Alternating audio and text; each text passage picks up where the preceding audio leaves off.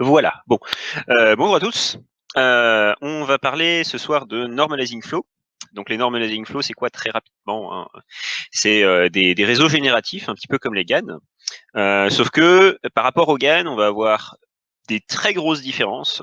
Hein, c'est des méthodes, vous allez voir, qui sont radicalement dans une autre classe de réseaux de neurones, et qui vont entraîner tout un tas d'inconvénients et tout un tas d'améliorations par rapport aux GAN, tout un tas d'avantages.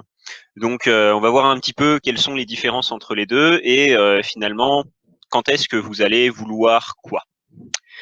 Donc on va aussi procéder d'une manière un petit peu différente.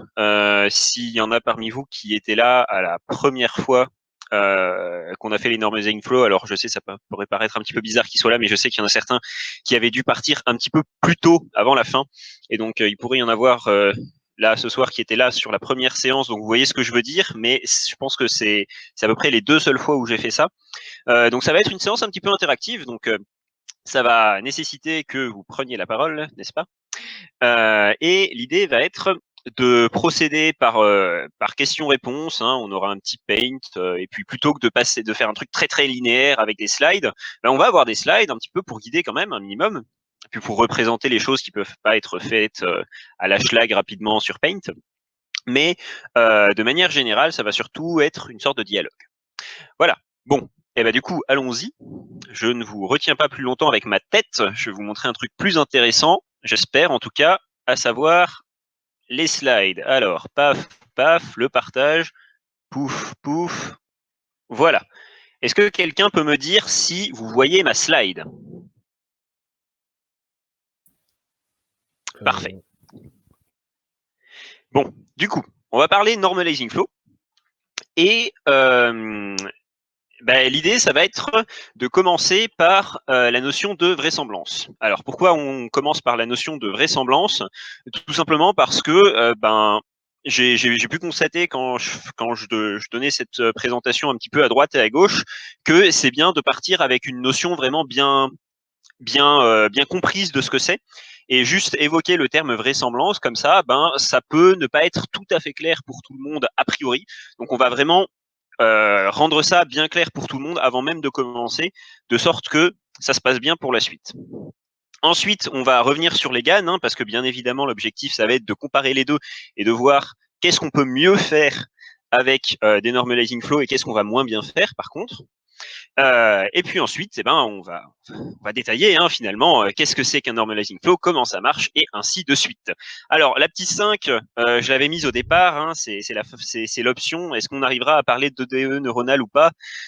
Spoiler, ça n'arrivera pas. Hein. Pour avoir déjà donné cette présentation par le passé, on n'aura pas le temps. Mais bon, c'est pas grave. Si vous avez des questions là-dessus, on pourra peut-être l'évoquer rapidement. Il y en a peut-être parmi vous qui étaient là quand j'ai parlé déjà d'ODE neuronal par le passé. Donc, si c'est le cas, peut-être que vous voudrez savoir quel est le lien entre les deux. On pourra en parler très vite. Ok, donc commençons par la notion de vraisemblance. Et notamment en quoi la notion de vraisemblance se distingue de la notion de probabilité. Alors pour ça, j'ai envie d'avoir une approche, on va dire un petit peu intuitive, qui est peut-être pas tout à fait rigoureuse mathématiquement. J'espère que vous m'en voudrez pas trop. Peut-être qu'elle l'est, hein. Je suis pas allé vérifier. Mais dans tous les cas, je trouve que c'est une manière qui permet de vraiment bien se fixer les idées sur qu'est-ce que c'est et pourquoi c'est intéressant d'utiliser cet outil. Alors, quand on a une courbe de densité, hein, une densité de probabilité comme ça, hein, par exemple une gaussienne centrée en mu et de standard deviation, j'ai le terme en anglais, mais voilà, d'écart type, voilà, sigma, eh bien, on peut se demander pour certaines valeurs, hein, par exemple, en K1, en K2, voilà, ici, eh bien, qu'est-ce qui nous surprendrait le plus d'observer si on avait une base de données, tout simplement, une base de données qui serait tirée par rapport à cette loi de densité? Qu'est-ce qui nous surprendrait le plus d'observer? Quelle valeur nous surprendrait le plus? Et on se rend bien compte que utiliser les probabilités pour essayer de quantifier cette notion de surprise vis-à-vis d'une donnée, eh ben c'est pas tout à fait adéquat, puisque la probabilité, que ce soit pour x égale k1 ou pour x égale k2, cette probabilité elle est nulle. Hein. Le problème c'est qu'on s'intéresse à une valeur unique euh, dans une courbe de densité continue, et par conséquent, eh ben, ça nous aide pas beaucoup. Voilà. Alors bon, bien sûr, ici, ce que vous me direz de manière intuitive, c'est que si vous observez K1, eh bien, c'est moins surprenant que d'observer K2.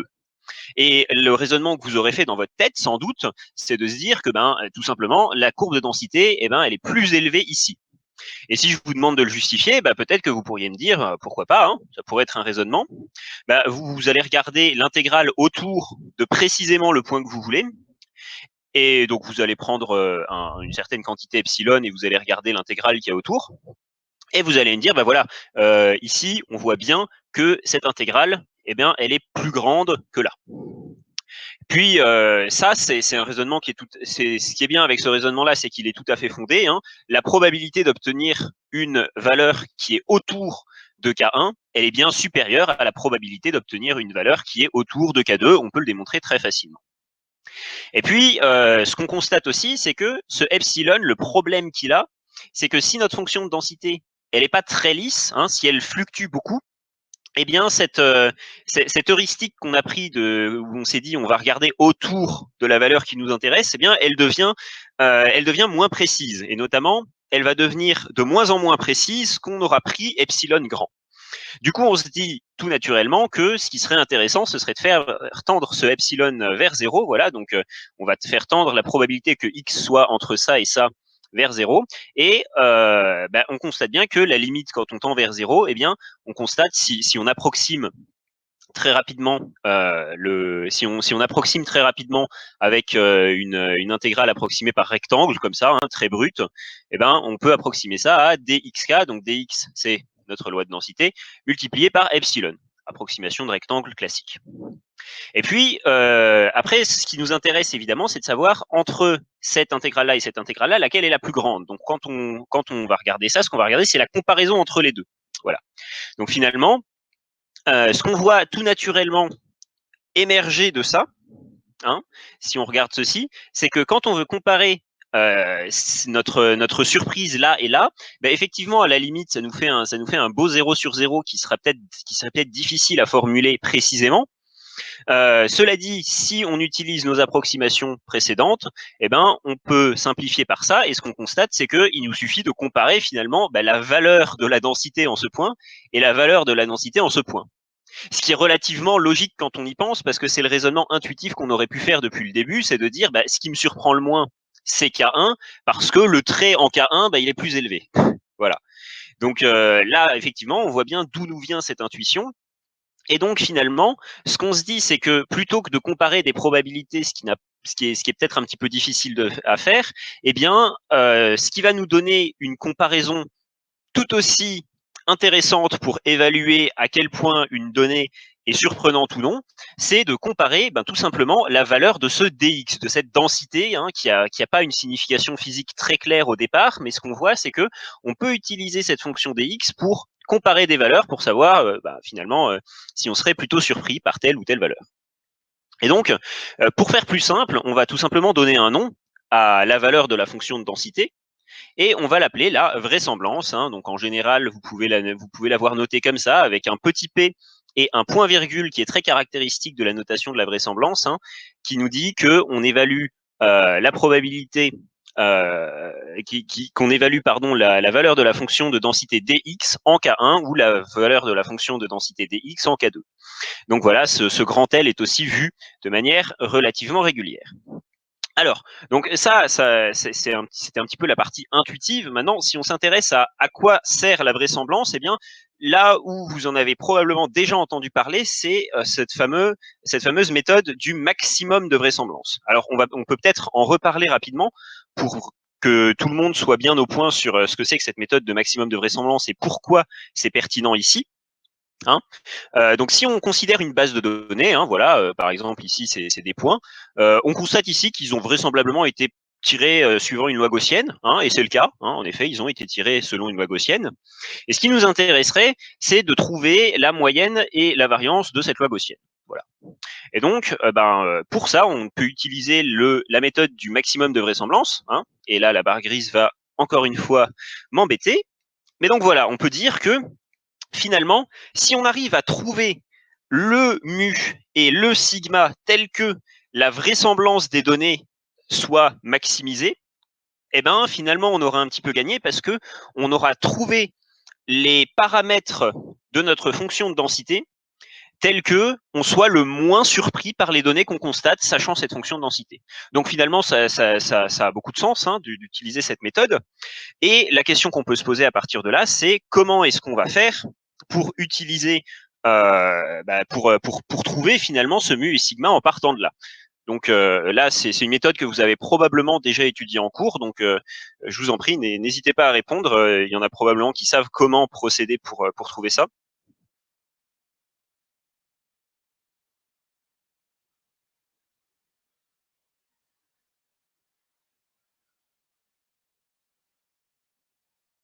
Vous voulez répondre, vous pouvez tout simplement démuter votre micro. Voilà.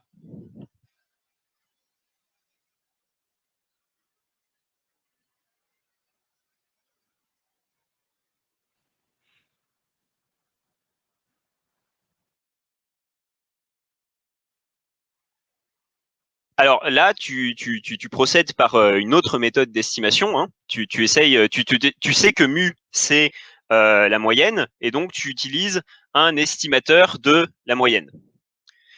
Mais si on veut essayer de procéder si on veut procéder par cette méthode de la maximisation de la vraisemblance, comment est-ce qu'on ferait du coup pour résoudre c'est un problème d'optimisation hein, finalement. Comment est-ce qu'on ferait pour résoudre ceci?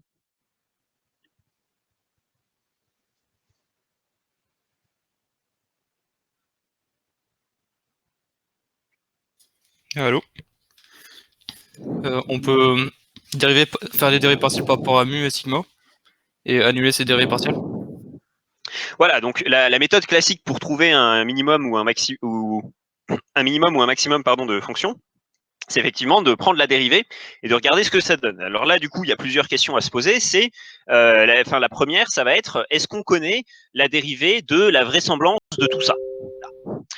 Et pour trouver cette dérivée, il va falloir faire quelques présuppositions. Hein. En l'occurrence, la présupposition classique que vous faites en machine learning pratiquement tout le temps, c'est que les éléments de votre base de données sont indépendants. Alors ici, ça va être effectivement tout à fait vérifié, hein, puisque la base de données, je vous l'ai dit au départ, elle a été faite en utilisant une densité gaussienne comme ça, c'est tout à fait indépendant, il n'y a pas de souci. Et cette indépendance, ça veut dire que cette vraisemblance ici, qui va en l'occurrence, je vous le démontre pas, mais suivre avoir les mêmes propriétés en l'occurrence que la probabilité. Et donc, si c'est indépendant, pardon, on va pouvoir dire que la vraisemblance de toute la base de données, c'est comme le produit des vraisemblances pour chaque élément. Et alors, ici ensuite, ce qui est bien, c'est que ceci, la vraisemblance pour un élément, eh ben, c'est très simple, hein, on la connaît. C'est tout simplement, vous prenez la formulation mathématique, la formule de la densité de la loi gaussienne, et c'est ça. Vous avez donc une fonction à deux inconnus, hein, mu et sigma, et vous devez vous devez essayer de trouver à quels endroits eh bien, la dérivée de cette fonction s'annule. Et donc là, on est encore sur un truc un petit peu chiant parce qu'on voit bien qu'on a un produit de fonction et la dérivée d'un produit de fonction, eh ben, il y a des interférences entre tous les termes et c'est le bordel. Surtout quand vous avez un grand nombre de termes, et là en l'occurrence c'est le cas puisqu'on considère une base de données, il pourrait y avoir dans une base de données des dizaines, voire des centaines de milliers d'éléments, et donc ça ferait un produit de dizaines ou de centaines de milliers de termes. Et donc la dérivée de ça, ce serait assez affreux. Heureusement, on n'a pas besoin de s'embêter avec ça, puisque là, on peut utiliser la méthode classique. Hein, à chaque fois qu'on a un produit et qu'on veut dériver, eh ben, on peut passer au log. Et pourquoi c'est intéressant de passer au log ici? Parce que évidemment, on cherche le maximum, et donc le maximum du log d'une fonction et le maximum de la fonction, eh bien, c'est pareil, parce que log est monotone, croissante, pardon. Et donc, il n'y a pas de souci de passer au log. Et quand on passe au log, ce qui est bien, c'est qu'on passe à une somme. Et une somme, la dérivée d'une somme, ce coup-ci, ben là, il n'y a pas de souci, c'est la somme des dérivées. Et c'est pour ça que quand on parle de vraisemblance, on entend aussi de manière tout à fait liée et de manière très fréquente parler de log vraisemblance. Voilà. La notion de log vraisemblance, c'est une notion qui est presque aussi courante que la notion de vraisemblance, tout simplement parce que la plupart du temps qu'on va utiliser une vraisemblance, on va vouloir la maximiser. Et donc, c'est intéressant de parler de maximiser la log vraisemblance. Et comme c'est aussi courant que ça, eh ben, on a inventé une notation, hein, tout simplement. Plutôt que de noter voilà, le log de grand L, eh ben, le log de grand L, on appelle ça petit l. Et donc, si vous voyez un petit l, c'est tout simplement la log vraisemblance. Voilà. Et donc, à partir de là, c'est très simple, hein, il suffit de dériver tout ça et de trouver les mu et sigma qui conviennent le mieux à cette base de données. OK. Donc là, tout ça, c'était un petit peu les bases mathématiques dont on parle, essayer de bien avoir en tête ce que c'est que la vraisemblance, comment on l'utilise. Et donc, à partir de ça, vous allez voir qu'on va beaucoup le réutiliser par la suite, mais à partir de ça, on va s'en éloigner un petit peu et on va reparler des GAN pour voir un petit peu ce qui nous embête avec ça. Du coup, avant que je change complètement de sujet, s'il y a des questions jusque-là, je pense que ce serait bien de les traiter avant d'aller plus loin. Donc, est-ce qu'il y aurait des questions?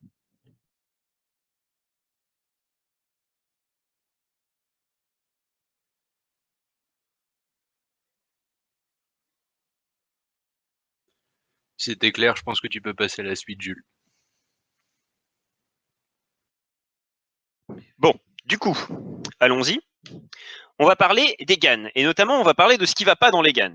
Alors, donc les GAN, je vous rappelle pas ce que c'est. Normalement, si vous êtes là, c'est que vous le savez. On a juste un générateur qui génère des trucs à partir d'une distribution, un discriminateur qui dit c'est réel ou c'est pas réel, et grâce à ça, eh ben, on va pouvoir entraîner tout le bousin. Et à partir de là, la question que je vais vous demander de vous poser, et n'hésitez pas à partager avec nous vos idées et vos pistes, c'est quels sont les problèmes des GAN? Alors normalement, jusqu'ici, vous avez eu plusieurs formations sur les GAN, tous. Et du coup, vous devriez avoir déjà rencontré certains des problèmes, des inconvénients des GAN. Donc, je voudrais qu'on fasse un petit brainstorming, qu'on essaye de lister les différents problèmes que les GAN peuvent avoir. Et à partir de là, on verra lesquels de ces problèmes on pourrait éventuellement essayer de régler avec ces normalizing flows. Donc, je vous écoute. On peut en discuter.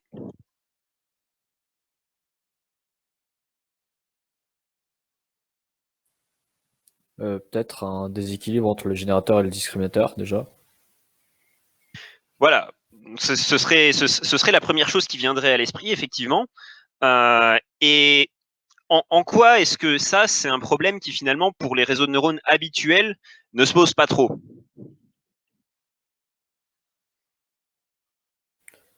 Parce que dans ce cas-là, il n'y a pas de gradient parce qu'il y en a un qui est trop fort et que, enfin, si c'est le discriminateur par exemple qui est trop fort, alors, le générateur il va juste, il va pas trop apprendre, je crois, je sais plus trop pourquoi. Ouais, dans les Ouais. explications, effectivement, c'est de là que c'est comme ça que ça se passe et c'est pour ça que les problèmes d'équilibre entre guillemets entre les générateurs et discriminateurs peuvent poser problème. Mais là où je voulais en venir, c'est qu'est-ce qui fait que on peut pas facilement, dans le cas du GAN, se débarrasser de ce problème?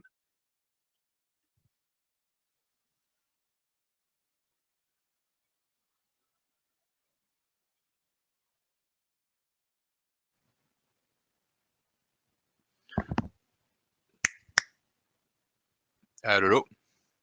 On entend. Ouais, bah, à partir du moment où, enfin, ce qu'on cherche à estimer, c'est la densité de probabilité de notre base de données. Le souci, c'est qu'on n'a pas de signal de supervision directe qui nous permet de dire si notre réseau de neurones permet bien de modeler la distribution qu'on lui met en entrée en la distribution qui nous intéresse. Enfin, c'est le signal de supervision qui manque et donc c'est justement ce que nous apporte l'entraînement adverse, c'est le fait de pouvoir faire remonter un gradient à travers le discriminateur par rapport à une supervision qui est posée par le côté réel ou généré. Et donc malheureusement, si on n'a pas cet entraînement adverse, on n'a aucun signal de supervision qui nous permet d'entraîner le générateur. Voilà, exactement. C'était tout à fait la réponse que j'attendais. Ici, le problème qui se pose, comme tu l'as tout à fait bien délimité, c'est que dire qu'est-ce qui est réel, qu'est-ce qui est une chose réelle, c'est une fonction très complexe. Et en général, en deep learning, à chaque fois qu'on a affaire à une fonction très complexe et qu'on ne sait pas trop ce qui attend, ben, on prend un réseau de neurones et on dit c'est ma fonction très complexe. Hein. C'est un petit peu comme le Petit Prince. Le pauvre Antoine ne sait pas dessiner un mouton, il dessine une boîte, il dit tiens, hop, ça c'est ton mouton.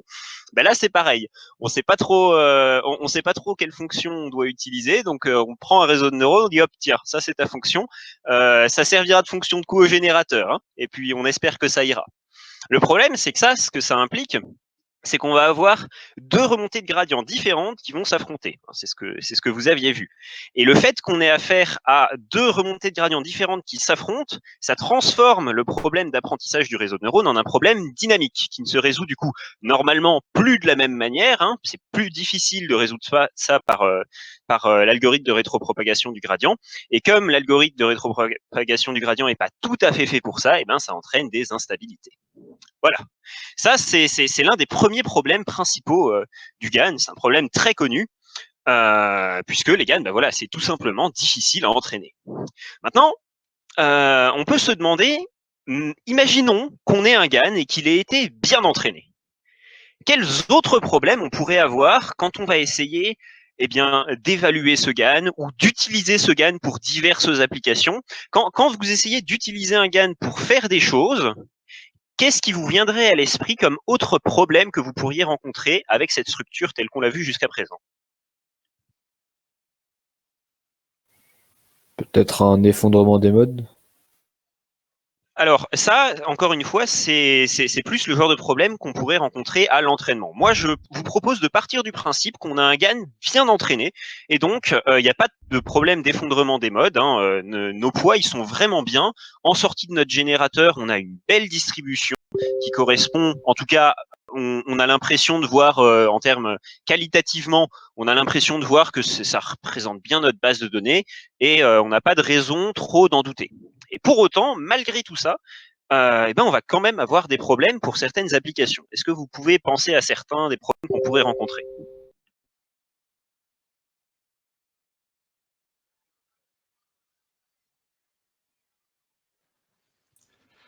Bah, typiquement, on va être embêté si à un moment donné, on a besoin d'une certaine manière d'inverser les données de l'espace de départ pour pouvoir les éditer dans l'espace latent. Sur le GAN, on ne peut pas le faire de manière efficace.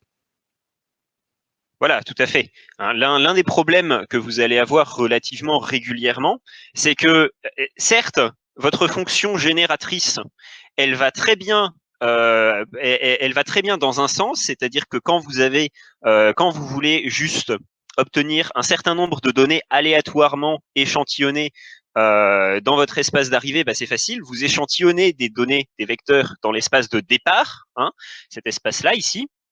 Et puis, vous les envoyez tous dans le générateur, vous obtenez des trucs en sortie. Maintenant, une application très fréquente qu'on aimerait avoir des GAN et qu'on a réussi au fil du temps à plus ou moins bricoler pour obtenir, ce serait d'avoir des images dans l'espace d'arrivée, hein, ici, de les envoyer à l'envers dans le générateur pour obtenir le vecteur latent qui leur a donné naissance et de pouvoir modifier ce vecteur latent ici pour pouvoir modifier certaines caractéristiques sémantiques de l'image. Hein, donc faire de l'édition d'image finalement. Pour ça, ça va nécessiter deux choses. Ça va nécessiter déjà dans un premier temps d'être capable tout simplement de trouver le vecteur qui a engendré une certaine image. Ça, c'est déjà compliqué. Ça nécessite de faire des grosses approximations et ça marche pas dans tous les cas. Et ensuite, la deuxième chose qu'il va falloir, c'est être capable d'attribuer un sens, hein, à chacun des éléments du vecteur d'entrée, ce qui n'est pas simple non plus. Et donc là, avec ça, on a un deuxième problème des GAN, entre guillemets, qui est que effectivement, l'inversion du générateur est un problème compliqué. Alors, est-ce qu'on n'aurait pas d'autres éléments qui peuvent poser problème? Est-ce que vous en voyez d'autres?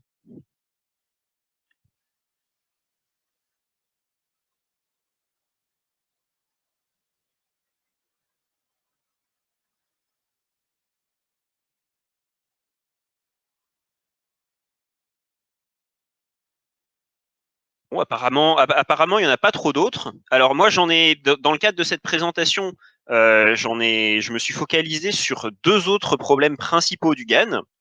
Donc, l'un des autres problèmes principaux du GAN pour cette présentation, c'est que on n'a pas d'expression de la distribution de sortie. Hein, on dit que la distribution de sortie est implicite, c'est-à-dire qu'elle est donnée par f de la distribution d'entrée.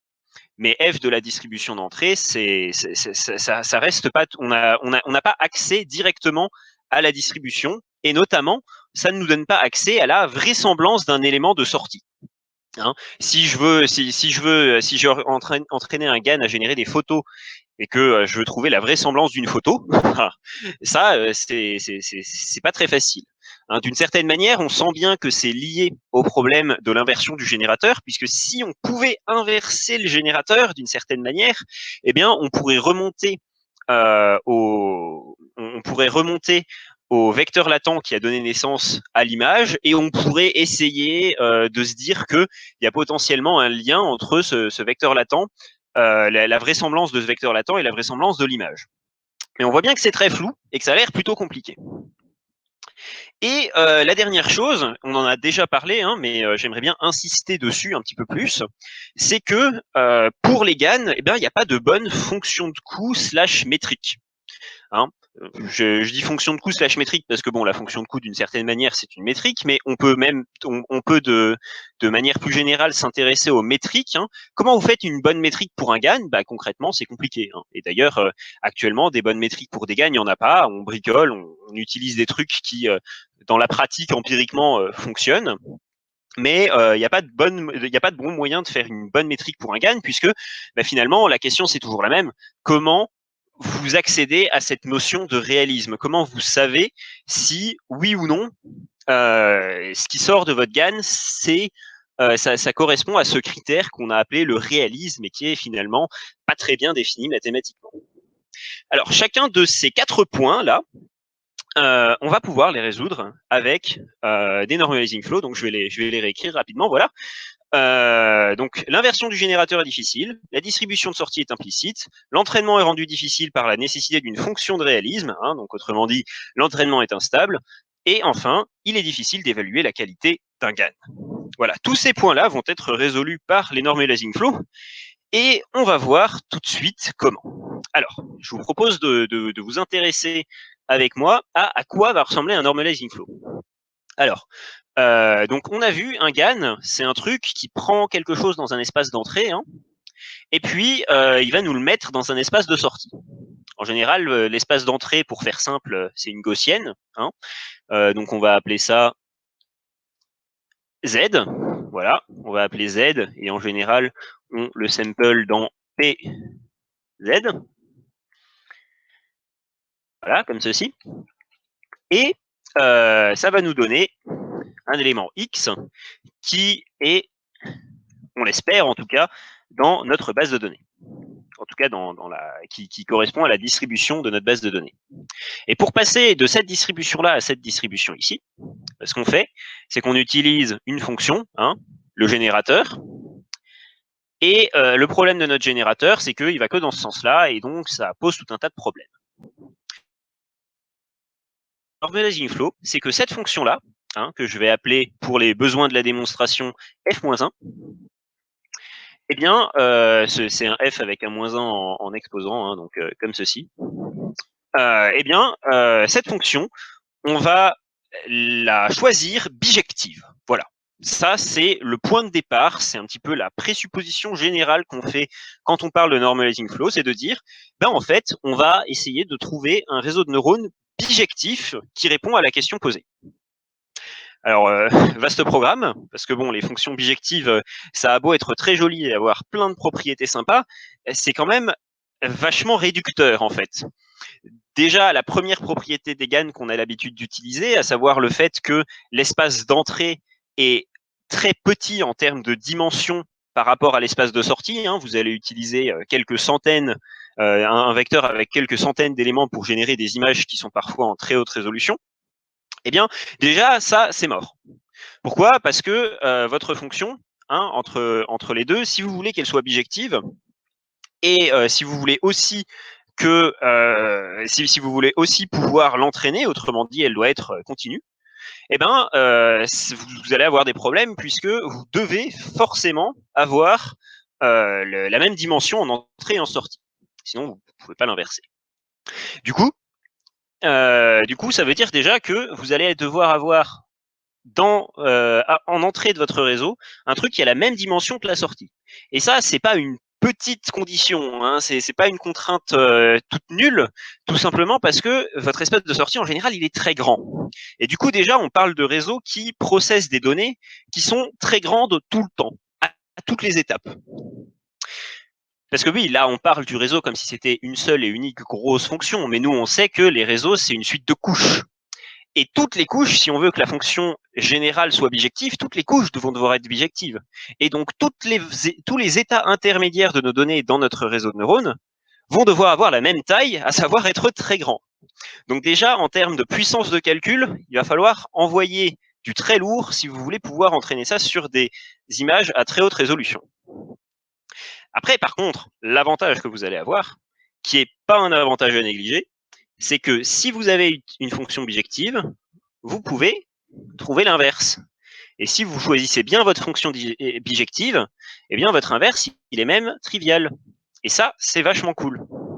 Alors, pour l'instant, à ce stade, vous vous rendez peut-être pas compte à quel point c'est vachement cool, mais c'est vraiment incroyablement cool. Peut-être même encore plus que ce que vous imaginez. Parce que là, déjà, le premier avantage qu'on voit à ça, c'est que résoudre le problème de l'inversion du générateur, c'est évident.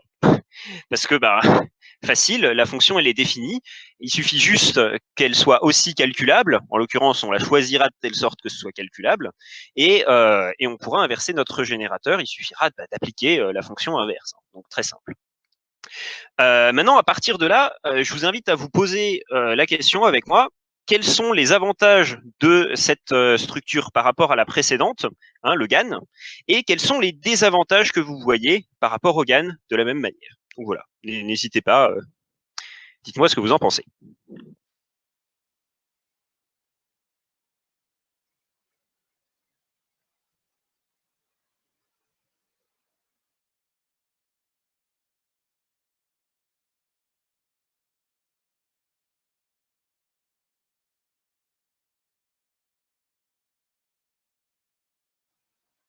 Tu viens pas de les donner, les avantages et désavantages?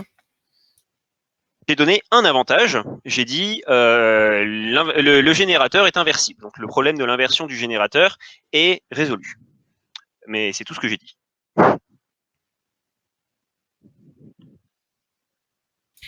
Du coup, ça veut dire qu'à partir d'une image générée, on peut retrouver sa distribution? Alors, la distribution, c'est une autre question. Par contre, ce qu'on peut retrouver facilement, c'est l'entrée qui a donné naissance à cette image générée.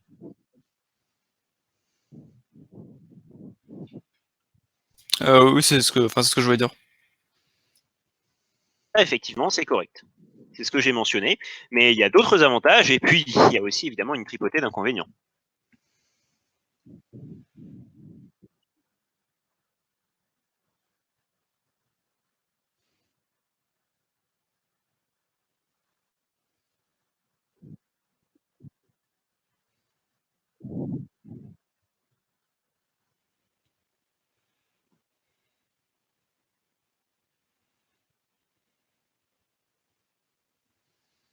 Et ça nous fait un inconvénient et un avantage. Comme inconvénient, on se limite forcément à des fonctions très particulières. Du coup, on perd peut-être en capacité d'expression. L'expressivité est réduite. Effectivement, ça paraît logique, hein, qu'on on part d'une fonction qui peut être à peu près n'importe quoi, si tant est que la dérivée est la forme qu'on veut, pour pouvoir appliquer notre rétropropagation du gradient, à tout d'un coup une fonction qui doit être nécessairement bijective. Donc oui, la perte d'expressivité est clairement non négligeable, ça mérite d'être mentionné.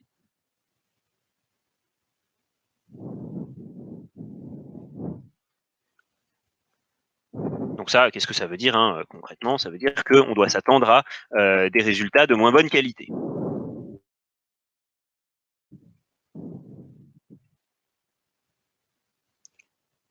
Alors donc là, à partir de là, il reste deux petits avantages à trouver, mais je vous en voudrais pas si vous les trouvez pas, parce qu'ils sont peut-être un petit peu délicats.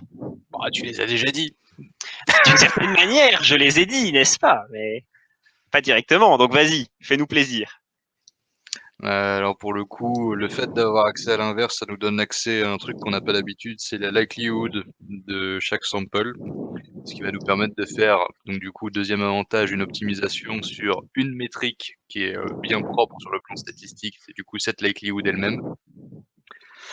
Donc fini le fait de bidouiller des loss histoire d'espérer que ça fonctionne et que ça converge. Et le deuxième truc, c'est qu'on n'a absolument pas de question d'entraînement adverse là-dedans, donc on a un entraînement qui est a priori infiniment plus stable. Voilà, c'est ça. En fait, c'était très simple. Si vous vouliez trouver tous les avantages, vous preniez tous les inconvénients des GAN avant, et bah, comme je l'avais dit, on va résoudre ces inconvénients avec les normalizing flow. Donc c'est ce que Nicolas nous a proposé. C'est on ne peut plus correct. Bon, si ce n'est qu'il y a quand même un passage qui est fait un petit peu rapidement dans ce que tu as dit, volontairement, je suppose, c'est que pour retrouver le fait d'avoir cette inverse, effectivement, ça va vouloir dire que on peut retrouver la likelihood, mais ça va pas être direct. Hein. On va avoir besoin d'une certaine transformation entre les deux. Hein. Ça va pas être la likelihood la likelihood de ce qu'on a là va pas directement se transformer en la likelihood de ce qu'on a là. Mais tout ça pour dire que avec ça, de notre distribution, la distribution de sortie, elle est plus implicite. Hein, on va pouvoir utiliser une propriété des fonctions bijectives qui nous permettra d'avoir une vraisemblance explicite de la distribution de sortie. Voilà.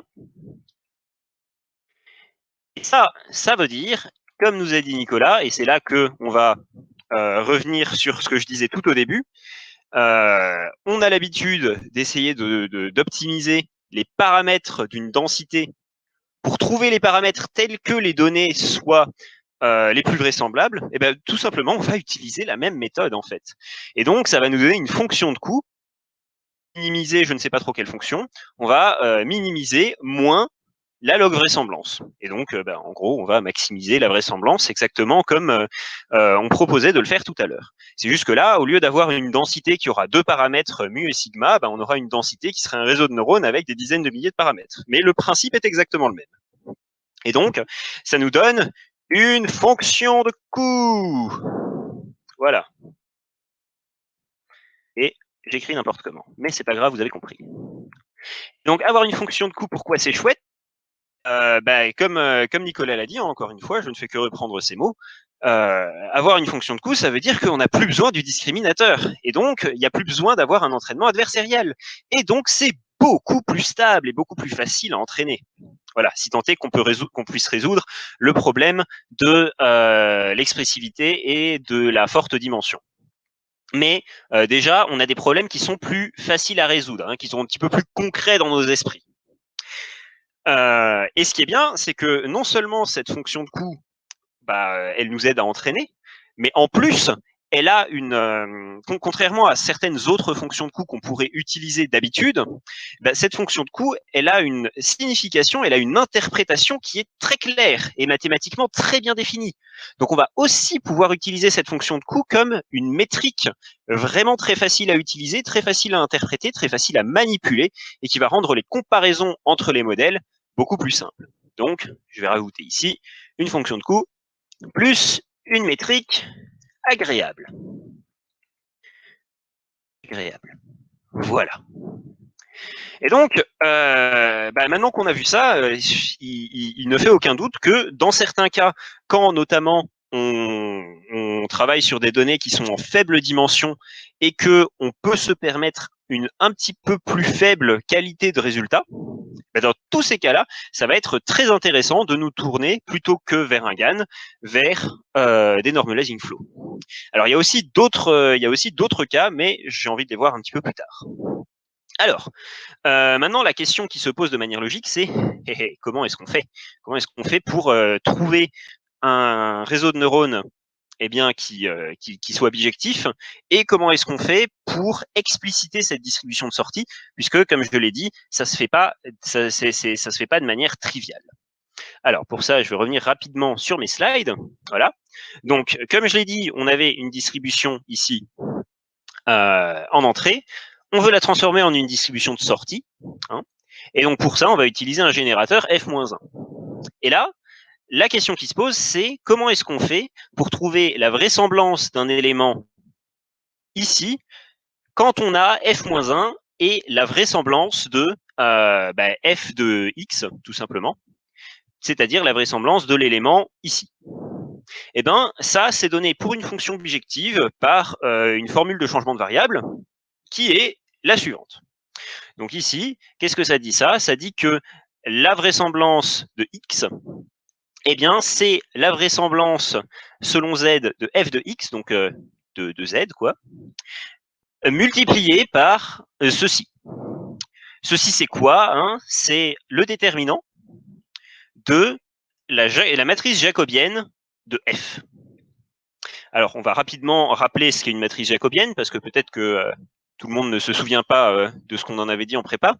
Hein, très rapidement, si on a un vecteur en entrée ici, et qu'on veut passer ça par une fonction f, comme ceci, et qu'on obtient un vecteur en sortie qui a la même dimension, mettons ici la même dimension puisque ça va être le cas, hein, on va parler de fonctions où l'entrée et la sortie sont de même dimension, et bien c'est très simple, la matrice jacobienne, c'est la matrice qui contient ça, le premier élément ici, donc la dérivée de cet élément par rapport à chacun des éléments ici. Voilà, ça va donner la première ligne ou la première colonne, hein, j'ai oublié les conventions, mais peu importe, on s'en fout, vous avez compris l'idée. On n'a qu'à dire la première ligne. Et ensuite, deuxième élément, dérivée de cet élément par rapport à chacun des éléments ici. Deuxième ligne, et ainsi de suite. Voilà. Donc ça, c'est votre matrice jacobienne. Hein. Si on regarde, c'est exactement ce qui est écrit ici. La dérivée des éléments de f de x par rapport à tous les éléments de x. Voilà. Vous prenez le discriminant de ça, vous multipliez par ça, et paf, vous avez la vraisemblance de ça écrite en clair, en dur. Voilà.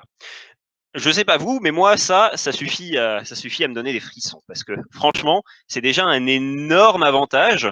Je sais pas si vous vous rendez compte de à quel point c'est rare d'avoir une expression de la vraisemblance aussi claire et aussi facile à exploiter que celle-ci, même si ça peut paraître un petit peu chiant, hein, on voit bien qu'on a quelques défis devant nous, hein, on a un déterminant à résoudre, on a une jacobienne, ok, c'est pas la vie en tout rose, mais déjà, on peut travailler avec ça, c'est une expression, c'est pas un truc où on part de rien.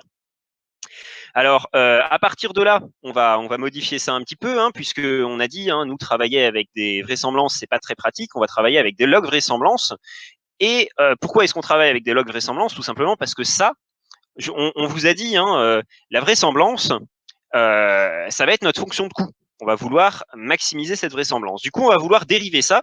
Et vu qu'on va vouloir dériver ça, on va avoir besoin effectivement, hein, de passer au log. On voit déjà qu'ici, on avait un produit et on a déjà plus produit. On va pouvoir dériver ceci et cela séparément. Et ça, on va voir tout de suite comment est-ce qu'on peut faire ça. Mais pour ça, il faut déjà se poser la question, comment est-ce qu'on fait pour passer de ça, donc de la totalité du réseau, aux couches? Parce que nous, on sait, hein, les réseaux de neurones, ça fonctionne par couche. Voilà, donc ici, on va avoir une entrée, on va avoir une sortie. Voilà, je vais vous peindre ça en rouge, ce sera plus clair. Pouf. Et pouf. Et nous, on sait que si on a une grosse fonction qui fait tout ça et qu'elle est bijective, eh ben, on peut trouver très simplement la vraisemblance de x grâce à la vraisemblance de z de cette manière-là. Mais nous, ce qu'on a ici, c'est pas toute une fonction, en fait, c'est une composition de fonctions qui sont nos couches. Voilà, comme ceci. Et donc, il va falloir pouvoir passer de l'un à l'autre. Et pour passer de l'un à l'autre, on va utiliser quelques règles et vous allez voir que tout va très bien se passer. Hein. En l'occurrence, on sait que si une fonction est bijective, eh bien, et que si une composition une composition de fonctions bijectives, c'est bijective, hein, et on peut trouver facilement l'inverse. Donc, il n'y a pas de souci. Si on choisit toutes nos couches de telle sorte qu'elles soient bijectives, la combinaison de tout ça, ça va être bijective et pour obtenir l'inverse de la totalité, il nous suffira de composer les inverses de toutes les couches. Donc ça, c'est cool. On sait qu'on aura besoin de cette inverse à la fin et donc on l'a déjà, c'est parfait. Ensuite, on va avoir besoin de la dérivée aussi, évidemment, hein, puisqu'on va devoir dériver tout ça pour pouvoir entraîner le réseau. Or, il se trouve que, pareil, hein, des dérivations de composition, il n'y a aucun problème. On a l'habitude, c'est la chain rule qu'on utilise déjà tout le temps. Donc ça, il n'y a pas de problème. Et enfin, nous, ce qu'on sait aussi, c'est que on va avoir ici un gros déterminant hein, de dérivée de f de x par rapport à xt. Et ce gros déterminant ici, ben, ça va devenir quoi finalement? Ce truc-là, on a vu que ça allait devenir un produit de dérivée, ici. Parce que c'est la dérivée de la fonction principale qui va se transformer en produit des dérivés par rapport à toutes les couches. Donc ça va devenir un produit de dérivée. Du coup, nous, on va prendre le déterminant de ce produit, et ce qui est bien, c'est que le déterminant du produit, c'est le produit des déterminants. Du coup, ce qu'on va avoir, si je récapitule, ici, on va avoir un produit de déterminants de dérivés. Et tout ça, on va avoir une dérivée de produits de déterminants de dérivés. Et ce qui est bien avec tout ça, c'est que tout ça, c'est dans un log. Du coup, ce qu'on va avoir, c'est une somme de logs de déterminants de dérivés. Et du coup, on va pouvoir passer la dérivée à l'intérieur et ça va être très facile. Voilà. Donc finalement, tout ça, c'est ce qu'il nous faut pour nous donner les outils mathématiques pour dire que finalement, le fait qu'on travaille avec plusieurs couches bijectives ou avec une fonction bijective, c'est du même au pareil, hein, on s'en fout. Et du coup, tout ce que je vous ai montré jusqu'avant, ça va fonctionner très bien dans le cas d'un réseau de neurones. Est-ce que vous me suivez jusque-là? Est-ce qu'il y a des questions?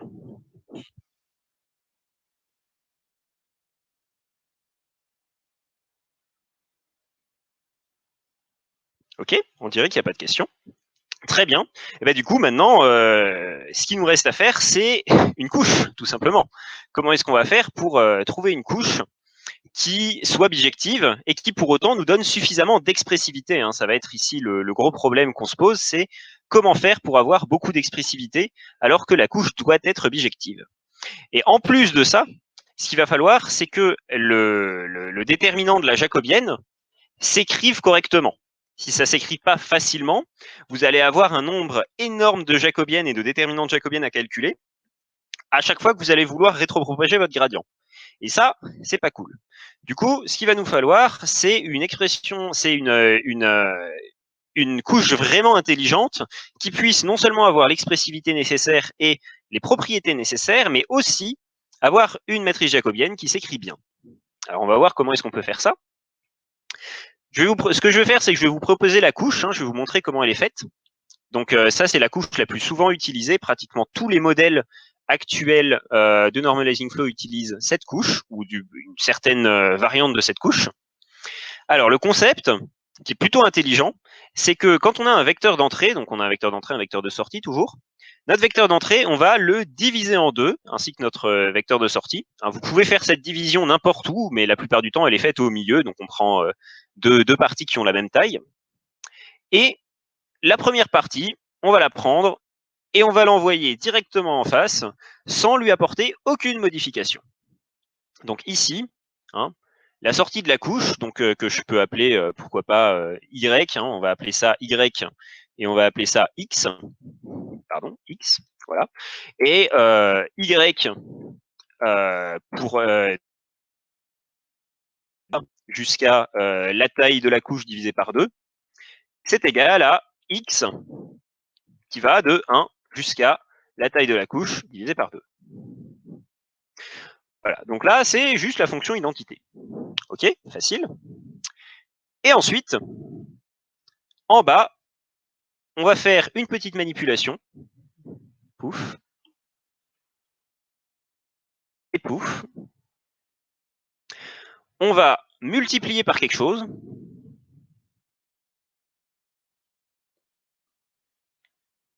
Et on va sommer à quelque chose.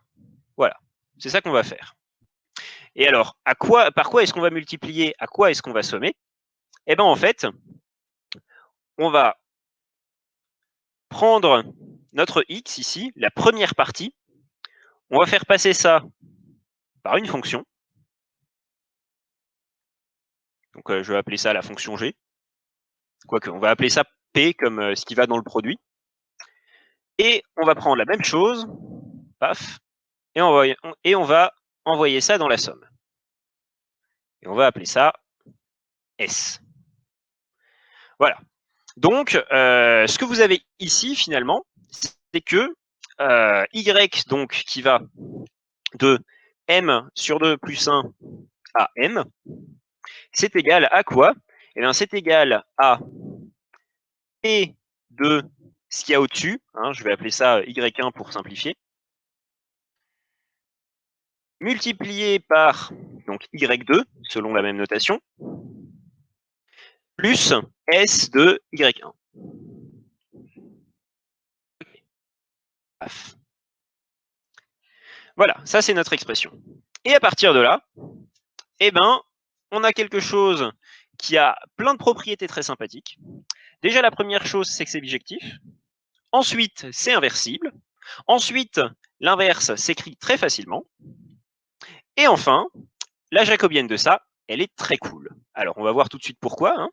Donc, je vous propose de calculer cette jacobienne avec moi. Et d'ailleurs, moi, je sais calculer cette jacobienne. Donc, je vous en prie, si quelqu'un a des idées, comment faire pour calculer la jacobienne de cette opération-là, je vous écoute.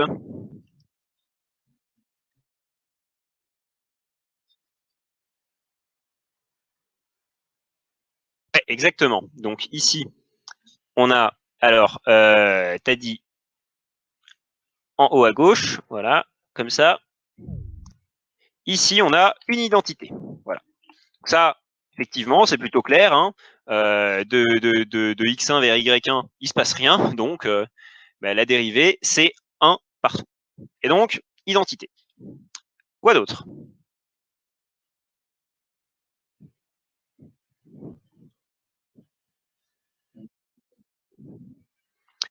Voilà, tout à fait. Parce que de la même manière, ce truc-là ne dépend pas du tout de ce truc-là. Et donc, la dérivée est nulle partout.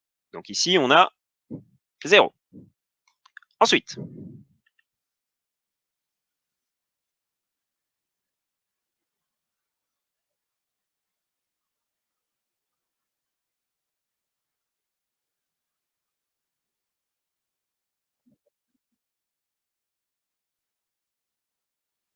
où ça, pardon? En bas à gauche, tu nous dis qu'on a...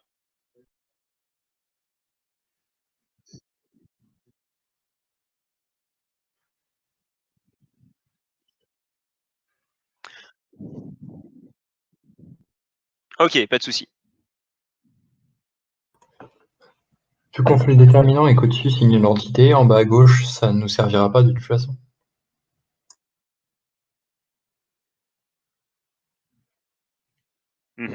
Donc ici, on a affaire à une matrice par bloc. Et cette matrice par bloc, on sait déjà qu'elle est triangulaire inférieure. Et du coup, on sait déjà que ici, notre déterminant, ça va être le déterminant de ça fois le déterminant de ça. Et du coup, ici, en fait, il peut y avoir absolument ce qu'on veut, voilà. Et ça n'aura pas d'influence. Hein. Cette jacobienne, on n'utilisera jamais rien d'autre que son déterminant de toute façon. Donc ça, on s'en fout. Le dernier truc qui nous intéresse, c'est ce qu'on a ici.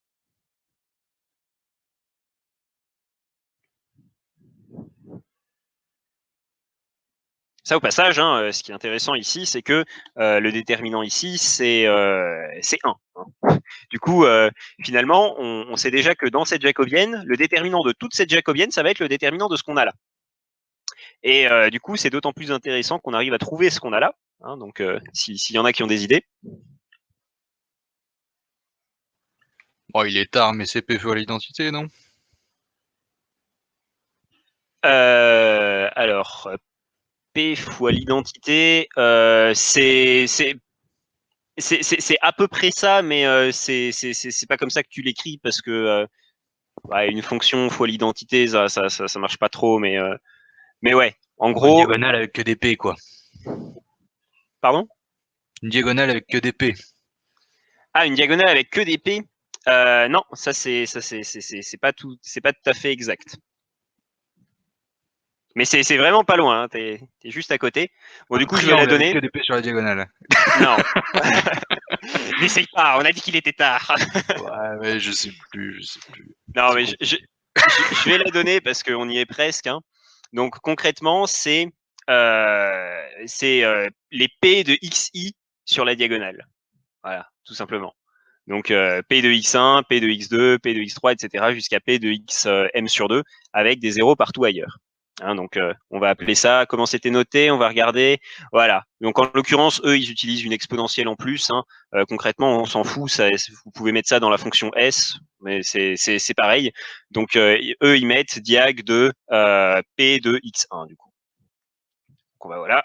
Diag de P de x1. Voilà. Pouf. Et du coup, pourquoi c'est bien tout ça? Parce que du coup, nous, ce qu'il nous fallait pour entraîner tout notre machin, eh ben, c'était le déterminant de ce truc-là. Et le déterminant de ce truc-là, c'est très facile. Det de J égale produit de diag de P de X1 et on ferme toutes les parenthèses. Voilà. Et du coup, ça, qu'est-ce que ça veut dire? Ben, ça veut dire que si on utilise cette couche-là, eh bien, on peut très facilement faire toutes les belles choses dont on a parlé avant. On peut très facilement entraîner, on peut très facilement trouver l'inverse, on peut très facilement déduire la vraisemblance et ainsi de suite. Donc voilà, là on est presque au bout du coup de notre explication, puisque là avec ça on a tout. Hein, donc ça, qu'est-ce que c'est? C'est juste l'explication en termes mathématiques du schéma que je vous ai fait ici.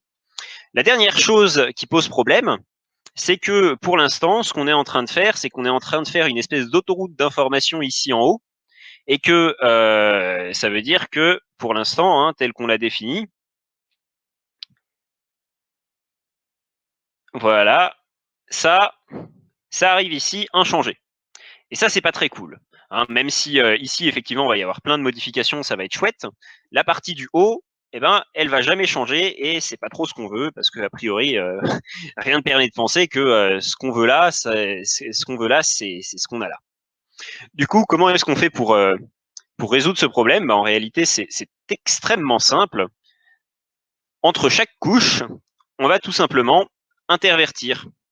C'est-à-dire que ici, sur la première couche, on va faire ça. Sur la deuxième couche, on va faire ça. Ensuite, on va faire ça et ainsi de suite. Et donc ici, on va avoir en bas le truc qui passe par le fois et par le plus. Ensuite, on l'aura en haut et ainsi de suite. Et du coup, ce mécanisme-là, donc ce mécanisme qui est appelé en général le mécanisme de couplage des deux parties du vecteur, bah, vous allez l'inverser à chaque fois et ça va vous permettre au fur et à mesure des couches qui restent toutes indépendantes et du coup qui satisfont toujours la propriété, les différentes propriétés qu'on avait évoquées au début, et ben vous allez pouvoir coupler cette couche avec celle-là, puis celle-là avec celle-là, puis celle-là avec celle-là et ainsi de suite de telle sorte que le vecteur puisse entièrement changer au fil du temps. Voilà. Et donc avec tout ça, eh ben, si vous m'avez suivi jusqu'ici, vous comprenez d'un bout à l'autre comment est-ce qu'on fait pour définir ce réseau de normalizing flow et comment est-ce qu'on fait pour l'entraîner. Maintenant, la question, c'est qu'est-ce qu'on met dans P et qu'est-ce qu'on met dans S. Alors, est-ce qu'il y en aurait parmi vous qui auraient des idées pour ça?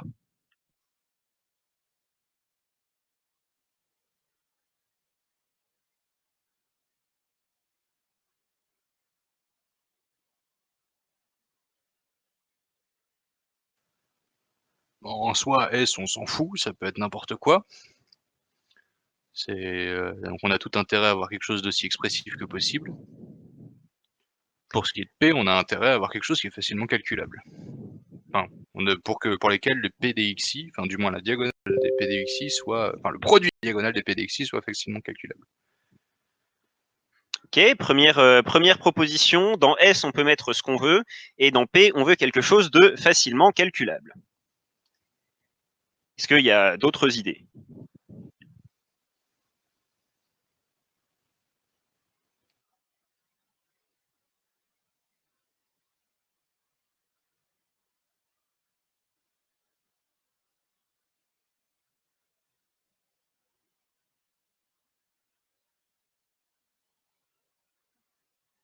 Ok, alors la solution, c'était, on s'en fout, on met ce qu'on veut partout.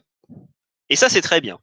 Alors, regardons un petit peu rapidement les équations pour comprendre pourquoi est-ce qu'effectivement on peut mettre ce qu'on veut partout. Alors, j'ai pas écrit ici l'expression de l'inverse, j'ai que regardé l'expression de det de J parce que c'était le truc dont on avait besoin pour la rétropropagation du gradient. Vous allez devoir me croire sur parole que ça marche aussi très bien quand on s'intéresse à l'inverse. Hein. Mais donc ici, S, ça n'intervient pas ici. Du coup, effectivement, on s'en fout. Hein. On peut mettre, vous pouvez mettre la fonction que vous voulez ici, tant que c'est une fonction qui dépend de ça, parce que bon, il faut bien qu'il y ait un mécanisme de couplage dans l'histoire. Vous pouvez mettre ce que vous voulez, et ça peut même être non dérivable, pas continu, absolument ce que vous voulez peut rentrer dans S. Et à côté, P, eh ben, en réalité, ce qu'on voit, c'est que ce dont on a besoin, c'est de P de x1 ici, et on n'a pas besoin de la dérivée, et du coup, on s'en fout aussi. On peut mettre ce qu'on veut. Et ce qui est très drôle, en fait, c'est que non seulement on peut calculer la dérivée de la fonction de coût, hein, si on fait les choses comme ça, mais en plus, la dérivée de la fonction de coût, et d'ailleurs, je crois, si je ne dis pas de bêtises, que c'est un résultat qui s'étend à tout réseau de neurones bijectifs, mais la dérivée de la fonction de coût se fait en temps constant, parce que en fait, tous les termes dont vous avez besoin dans la fonction de coût, à savoir les P de X1, vous les avez déjà calculés quand vous avez fait la passe avant. Et donc, faire propager votre signal vers l'avant dans le réseau de neurones, c'est faire tous les calculs dont vous avez besoin pour propager votre signal vers l'arrière. Quand on y pense, c'est relativement logique, hein, c'est bijectif, donc aller vers l'avant et vers l'arrière, c'est à peu près la même chose. Et du coup, dans P de X1, en fait, vous mettez ce que vous voulez aussi. Donc bon, ce qui est fait en général, c'est que vous utilisez des réseaux de neurones parce que vous ne savez pas ce qui va dedans. Et d'ailleurs, je disais que S, vous pouvez mettre même des trucs qui ne sont pas dérivables, qui ne sont pas continus. Ça, c'est si vous ne voulez pas optimiser S. Hein. Il est évident que si vous avez des paramètres dans S, si vous voulez optimiser ces paramètres, ça va devoir être dérivable. Hein. Ne soyons pas fous non plus. Hein. Mais sur le principe, si vous n'aviez pas de paramètres à optimiser là-dedans, ça pourrait être comme vous le voulez. Et du coup, voilà, dans l'idée, ça va souvent être des réseaux de neurones, P et S. Hein. Alors, en l'occurrence, si vous prenez les papiers principaux qui ont été implémentés, c'est d'ailleurs souvent ce P et ce S qui vont changer. Et vous allez avoir, par exemple, dans le cas de, donc c'est là que je réponds à ta question de tout à l'heure, Nicolas, dans le cas du papier de NICE, dans le cas du papier de NICE, P c'est 0, il n'y a que S, et S c'est un perceptron multicouche. Dans le cas de Real NVP, c'est tous les deux des perceptrons multicouches. Et dans le cas de GLOW, eh ben, vous allez avoir des convolutions qui vont intervenir là-dedans. Ok. Donc là, on a vu P, on a vu S, c'est tout bon. Eh ben, écoutez, ouais. J'aurais une petite question pour toi pendant qu'on est là, avant que tu passes à autre chose. Ouais. Est-ce que S peut réellement ne pas être dérivable si les paramètres ne sont pas appris? Parce qu'il y a quand même un signal là-bas propagé à travers S. Ouais, mais pour propager le signal, c'est ça qui est beau, tu n'as besoin que du résultat de S. Ah, ok. Si t'as des doutes, tu fais les calculs, tu verras, ça se passe bien. Ouais, mais je trouve ça assez fou quand même, parce qu'il y a clairement une information qui passe à travers ça, et la backprop, via l'intuition classique qu'on a, faut pouvoir faire backpropager le signal via l'opérateur de dérivée, et dans l'occurrence, dans ce cas-là, on pourrait pas, mais ouais, ok, faudrait que je pose les calculs. Ok, bah écoute, je ne suis pas infaillible, hein. Peut-être que c'est ton intuition qui a raison. Toujours est-il que si effectivement, je vérifierai après bien pour m'assurer, il me semble que c'est effectivement possible. Si ce n'est pas le cas et que je me suis trompé, j'enverrai un message à tout le monde et je m'excuserai bien bas. Mais voilà, il me semble que c'est possible. Ok, est-ce qu'il y a d'autres questions jusque-là?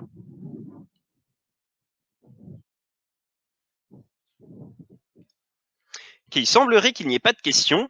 Alors, j'ai encore un autre truc dont je voulais vous parler, c'est de quoi on peut qu'est-ce qu'on peut faire avec ça en fait?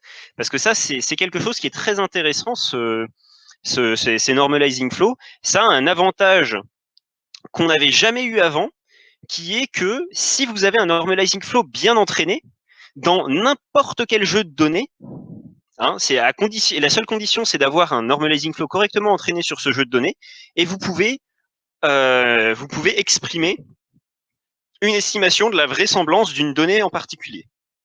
Et ça, c'est excessivement utile. Et je voulais vous en parler rapidement avant qu'on se quitte. Donc, c'est la dernière chose qu'on va voir ce soir. C'est comment est-ce qu'on peut utiliser les normalizing flow comme estimateur de vraisemblance pour régulariser presque n'importe quel réseau de neurones. Alors, je dis presque n'importe quel réseau de neurones parce qu'il y a certains réseaux de neurones dans lesquels ça fait pas beaucoup de sens. Mais je vais vous prendre un exemple sur lequel ça fait du sens et vous allez voir que c'est plutôt magique. Alors, imaginons que vous avez une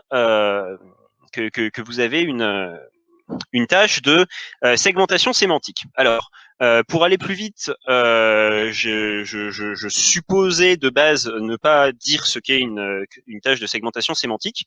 Du coup, très rapidement, est-ce que quelqu'un veut que je rappelle ce qu'est une segmentation sémantique? Si c'est le cas, il n'y a pas de problème, hein, je le fais. Dites-moi juste. Très bien. Alors, la segmentation sémantique, c'est quand vous avez une image. Hein, donc une image, ça peut être, on va prendre l'exemple d'une image de route. Hein. Donc par exemple, vous avez une route comme ça, avec une voiture ici et un arbre là. Et l'idée de la segmentation sémantique, ça va être de produire une image qui fait la même taille que cette image-là. Celle de l'image dit à quoi est-ce que ça appartient, à quelle classe finalement ça appartient parmi un ensemble de classes. Et donc là, typiquement, l'idée, ce serait de sortir un truc qui dit que tous ces pixels-là, ici, sont rouges. Donc c'est des routes. C'est des pixels de route. Ici, on a un ensemble de pixels bleus qui appartiennent à une voiture. Voilà. Et enfin, là, on a un ensemble de pixels qui appartiennent à un arbre. Voilà, ça c'est faire une segmentation sémantique. Donc la segmentation sémantique, finalement, vous pouvez voir ça comme étant une classification, mais au lieu de faire une classification de toute l'image, vous faites une classification par pixel où à chaque pixel, vous allez dire à quelle classe ce pixel appartient. Et donc, en général, comment vous faites pour entraîner un réseau de neurones pour faire de la segmentation sémantique? C'est très simple. Vous avez un ensemble, dans votre base de données, vous avez des paires entre des images et des masques, donc des masques qui vous indiquent pour chaque pixel à quelle classe ça appartient. Et votre objectif, c'est d'entraîner un réseau de neurones. Oups, j'avais oublié que c'est vrai, ça fait ça quand on déplace dans Paint. Voilà, pouf. Votre but, c'est d'entraîner un réseau de neurones qui passe des images aux classes, comme ceci. Et voilà, ça c'est l'objectif. Et ce qui est bien, c'est que du coup, en fait, qu'est-ce que vous êtes en train d'apprendre ici? Vous êtes en train d'essayer d'apprendre la densité de, donc ça, on va appeler ça Y, hein, les classes, Y, sachant X, avec X vos données ici. Donc ça c'est X, et ça c'est Y. Et vous voulez savoir à quoi ressemble le masque Y quand on donne en entrée X. Eh bien, ce qui est bien, c'est que si vous voulez entraîner ça en utilisant le maximum de vraisemblance, eh bien, qu'est-ce que vous faites? Vous avez juste à trouver un normalizing flow qui apprend ce P de Y sachant X. Donc, comment ça va fonctionner? Vous allez avoir du bruit, hein, qui appartient à une distribution gaussienne. Voilà, donc bruit. Vous allez utiliser un normalizing flow. Votre normalizing flow, il va être conditionné à plein d'endroits par X. Comment est-ce qu'on peut faire pour conditionner par X? On avait dit que dans P et dans S, on pouvait être ce qu'on voulait. Donc en soi, on peut conditionner par X, P et S, il n'y a aucun souci. Et votre objectif, ça va être de retrouver Y. Voilà, comme ceci. Et à partir de là, en utilisant l'inverse de ceci, sachant X toujours, vous allez pouvoir retrouver la vraisemblance de Y sachant X. Voilà. Et du coup, vous pouvez essayer d'utiliser un normalizing flow pour apprendre à faire cette tâche, à accomplir cette tâche. Mais ça, c'est pas toujours le plus pratique. Pourquoi? Tout simplement, les raisons sont nombreuses et relativement évidentes. Les réseaux de neurones qui accomplissent la tâche de segmentation sémantique, parfois c'est des réseaux de neurones très complexes. On a passé beaucoup de temps à développer les architectures de segmentation sémantique au fil des ans. Donc on n'a pas trop envie de les mettre toutes à la poubelle pour utiliser ces réseaux-là qui sont pas du tout optimisés pour la tâche. Et certes, on a accès pour ces réseaux-là à une fonction de coût bien pratique, hein, la maximisation de la vraisemblance, mais il n'empêche que l'architecture est pas très expressive, c'est pas très cool. Donc utiliser cette version, on va dire directe, c'est pas très pratique. Par contre, un truc qu'on peut faire, c'est que déjà, on peut utiliser une fois que cette pardon, où est passé ma la scroll bar est là. Une fois qu'on a appris cette transformation ici, elle sera certes pas parfaite, mais ce qu'on peut faire, c'est que à chaque fois que ce réseau-là, hein, le réseau principal qui fait notre segmentation sémantique, chaque fois qu'il va nous donner un Y, on peut prendre le Y, balancer ça là-dedans et voir la vraisemblance du Y, sachant ça. Et si vous choisissez correctement l'architecture qu'il y a là-dedans, par exemple, si vous utilisez une architecture qui prête particulièrement attention aux détails macroscopiques de l'image, eh bien, vous allez obtenir ici une indication de à quel point les détails macroscopiques du masque qui est prédit par cette méthode sont vraisemblables. Et ça peut être utilisé comme signal de supervision supplémentaire pour venir compléter, hein, pour venir régulariser, si vous voulez, le signal de supervision principal qui va être fait évidemment avec le label que vous avez dans votre base de données.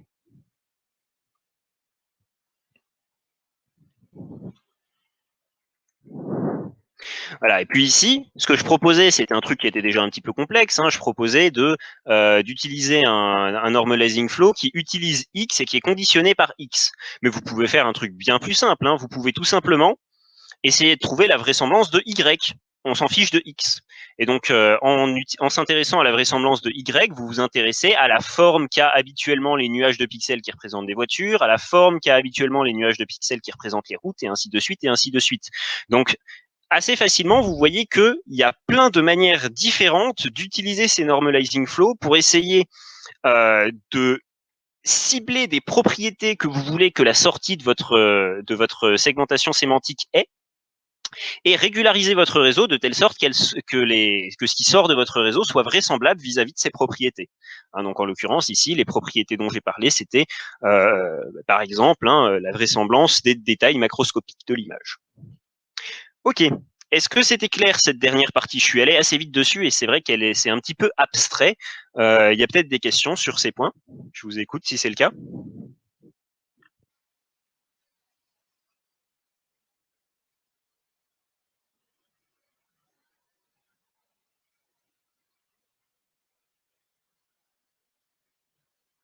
Eh bien, écoutez, il semblerait qu'il n'y ait pas de questions. Donc, je vais revenir ici. On va enlever ça. Je vais remettre ma tête. Voilà.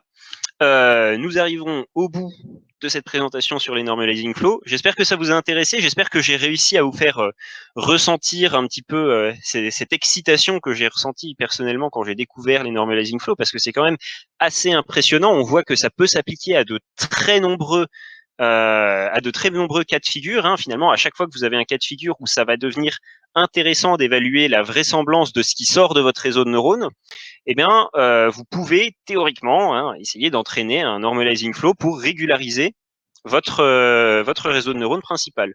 Alors, évidemment, il y a plein de cas où ça va pas être très intéressant. Typiquement, si vous faites une classification, ce qui sort de votre réseau de neurones, c'est un vecteur un one hot, enfin pas un one hot vector, mais un vecteur qui est passé par une couche softmax, et évaluer la vraisemblance de ces vecteurs, c'est pas très intéressant.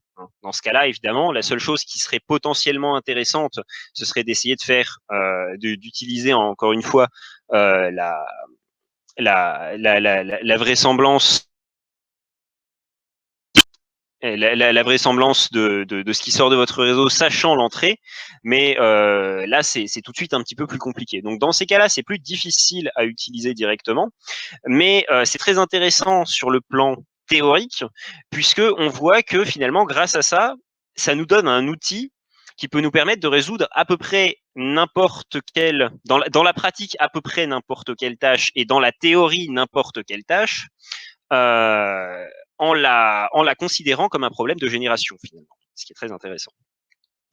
C'est sur ces beaux mots que je vous laisse, sauf si une question a été trouvée depuis la dernière fois que je vous ai proposé. On va voir, juste au cas où. Est-ce qu'il y a une question? Il n'y a pas de question.